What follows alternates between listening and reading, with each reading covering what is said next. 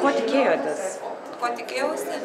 Aš esu Jolanta, atvykau iš Kauno, tikėjausi pradėti šnekėti, kad žmonės mane suprastų, nes kalbėjau kaip dėstai iš YouTube'o.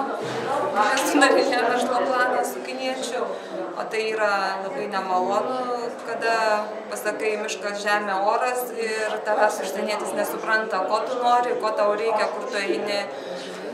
Tai peržiūrėjus kursų programas, vaikščioti kursus, tiesiog man buvo nepatogu ten į savaitę po kelias valandas, man reikia greitai, aš noriu greito rezultato, todėl pasirinkau Algirdo Karaliaus kolibrio kursus, nes tai automatiškai ir motyvuoja, ir mokaisi, ir esi patenkintas viso to, kas vyksta. Rekomenduoju tikrai visiems, kas nori keliauti, šnekėtis, bendrauti, atvykti šičia, turės motyvaciją, turės labai gerai praleistą laiko ir mokės kalbėti angliškai. Ačiū.